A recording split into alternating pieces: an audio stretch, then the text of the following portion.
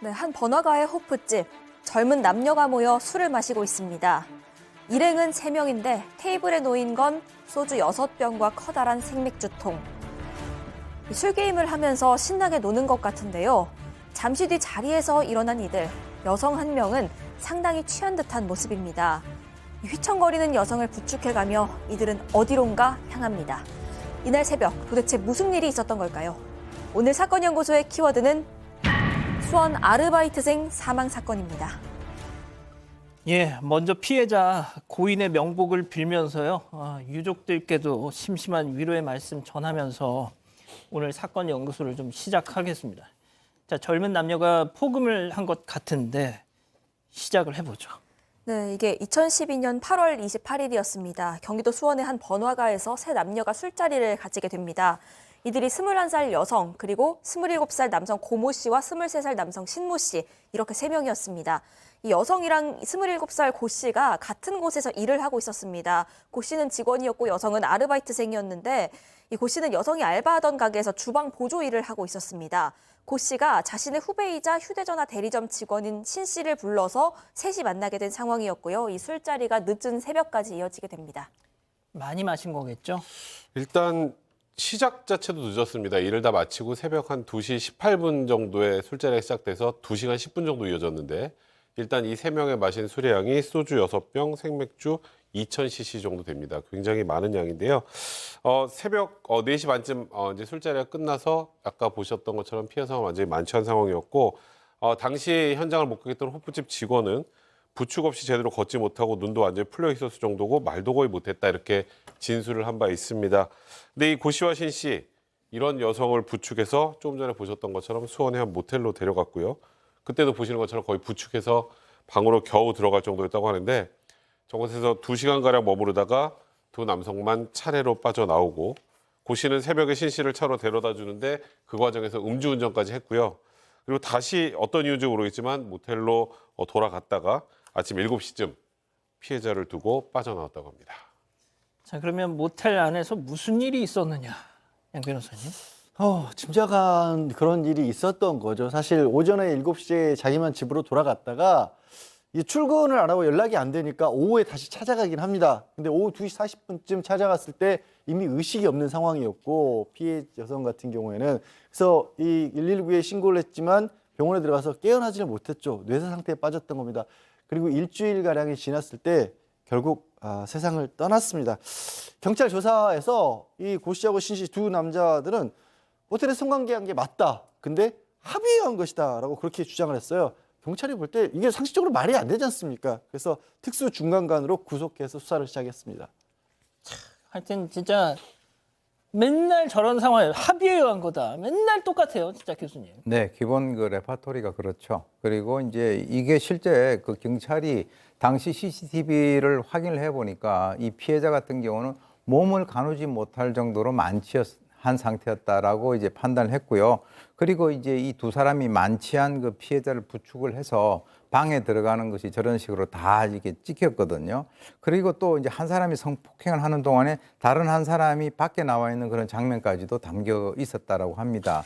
그래서 이제 본인들은 아까 말씀하신 대로 합의에 의한 성관계를 주장을 했지만 수사기관은 이건 합의가 아니라 성폭행했다라고 그렇게 판단을 했는데 단 이것이 처음부터 성폭행을 목적으로 해서 과다한 술을 마시게 했는지 아니면 또는 술에다가 어떤 약물 같은 것을 탄 것은 아닌가라고 이제 경찰이 수사를 했는데 최종적으로 이 피해자의 혈액과 소변에서 약물은 검출되지 않았다라고 합니다.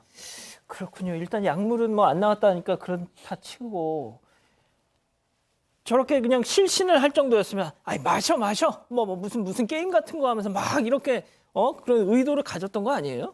네, 일단 이 테이블에서 소주 6병 그리고 맥주도 2000cc가량을 마셨다고 하는데 이 대부분을 피해자가 마셨을 것으로 추정이 되는 상황이었습니다. 이들이 술 게임을 했는데 이른바 지명 게임을 했다고 합니다.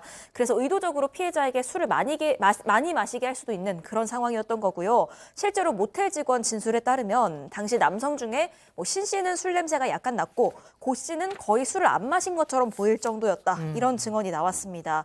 또 이날 새벽 이들의 행적을 보면 신 씨가 피해자랑 모텔에 있을 때는 고 씨가 밖에 나와서 인근에 머물고요. 이후에 신 씨가 고 씨를 또 차로 데려다 줍니다. 그런데 신 씨가 나오면서 그 방문을 살짝 열고 나왔습니다.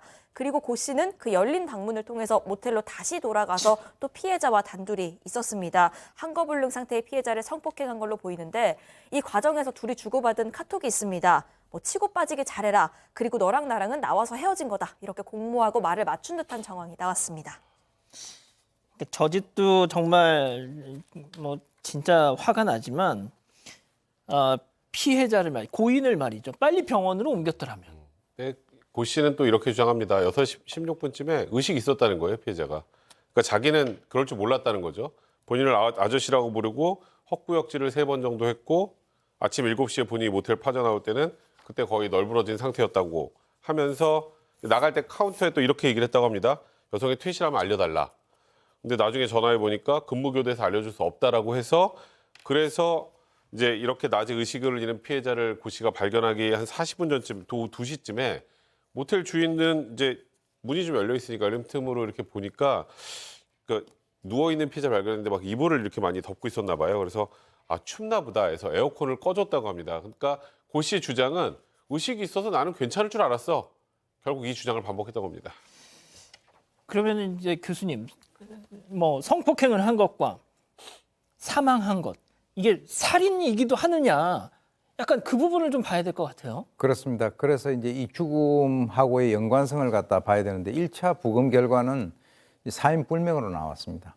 그리고 이제 최종적으로 부검한 결과가 이제 그 국립과학수사연구원에서 이 그 수원 여대생의 그 죽음의 원인은 음주하고 그리고 평소에 앓던 질환이 최종적으로 복합적으로 작용을 해서 이제 사망한 것으로 추정된다라고 하는 이 통보가 나왔단 말이죠.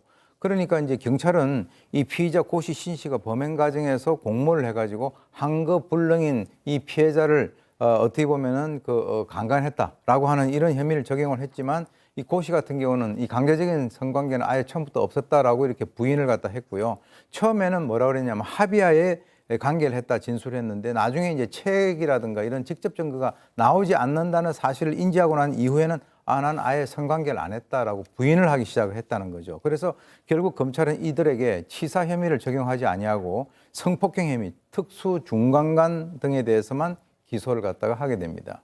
자, 피해자는 미용을 배우고 싶다면서 학원을 다니기 위해서 그 수강료를 직접 벌기 위해서 아르바이트를 했다는 건데 저런 인간들하고 엮일 거라는 걸 상상이나 했겠어요? 네, 그런데 이 술자리의 성격에 대해서도요. 이 고 씨랑 신 씨의 이 주장한 내용과 유가족의 주장이 좀 달랐습니다. 일단 고 씨는 아는 후배인 신 씨와 피해자를 이어주려고 만든 자리였다. 그러니까 일종의 뭐 소개팅 아니면 미팅 이런 성격의 자리였다라고 주장을 했습니다. 하지만 유족 측은 그런 자리 아니었다. 딸이 며칠 뒤에 아르바이트를 그만둘 예정이었기 때문에 이 직원들이 송별회 성격으로 자리를 만들어줬다고 들었다. 그렇게 설명을 했습니다. 그러면서 이 송별회라는 자리를 빌미로 아이를 꿰어내서 계획적으로 범행 저지른 거 아니냐라고 분노했습니다.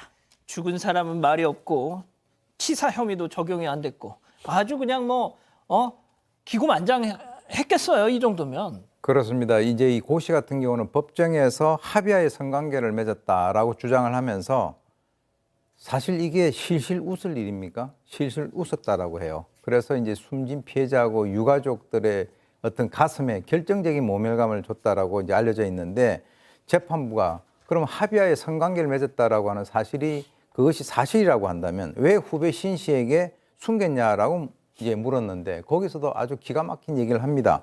피해자가 알몸으로 유혹을 해서 어쩔 수 없었다. 그리고 후배에게 소개시켜준 여자와 성관계를 가진 건데 뭐 정말 쪽팔리지 않습니까? 이렇게 반문을 하면서 그때는 슬슬 웃은 게 아니라 소리를 내서 웃었다라고 합니다. 그래서 당시에 방청석에는 눈물로 처벌을 호소한 유가족들도 앉아서 정말 그 가슴앓이를 하고 있었었는데 후배 신 씨 역시 나 잘 모르겠다, 기억이 안 난다 이런 뻔뻔한 태도를 견지했다라고 합니다. 야, 이게 어떻게 됐습니까, 이 녀석들 이거? 그러니까 사실 이거는 재판부에서도 정말 죄질이 최악이고 반성도 전혀 하지 않는다 판단할 수밖에 없던 그런 상황이었죠. 이게 아까 들어갈 때 피해자 상태나 이런 게 다 확인이 되는데도 불구하고 이런 진술을 했기 때문에 권고형 이상의 중형을 선고했습니다. 일단 1심에서는 고 씨에게 징역 12년, 신 씨에게 징역 10년을 선고했고요. 이거는 사망의 결과를 빼고 치사 부분을 빼고 기소를 한 것 치고는 굉장히 중한 형이 나온 건데 일단 그 이유는 반성하지 않고 오히려 피해자가 유혹했다고 거짓말을 하고 권고형의 범위대로 선고하게 될 경우 받을 유족들의 상실감 등을 정신적 고통들을 고려해서 이런 중형을 선고했다라고 했는데 이 피해자 오빠가 이런 얘기를 했습니다. 항소심을 앞두고 혹시 항소심에서 감형이 된다면 1분 1초라도 줄어든다면 미쳐버릴지 모릅니다. 그래서 청원을 올렸고 그 당시 11만 명이 서명하기도 했었습니다. 그러니까 이런 불길한 예감은 항상 맞아요. 그러게요. 그 오빠는 1분 1초만 줄어들어도 미쳐버릴 것 같다라고 그렇게 청원을 했지만 실제 항소심에서는 많이 감형이 됐습니다. 이 12년을 받았던 고 씨는 10년으로 줄어들었고요. 10년을 받았던 신 씨는 6년으로 감형이 됐어요. 두 사람이 일부 범죄에서는 공모하지 않았다는 주장도 재판부가 받아들였고 사실 이제 1심에서 공고형을 넘었었던 부분을 항소심에서는 유지를 못했던 걸로 보입니다. 그래서 굉장히 많이 줄어들었죠. 네. 예. 자, 보셨죠? 형량 둘 다 나왔습니다. 지금 이 방송 보고 있을지도 몰라요. 쟤네들은 왜 11년 전 우리 사건을 다시 끄집어내서 그냥 짜증나게 이렇게 보도하는 거야? 라고 할 수 있을지 모르겠네요.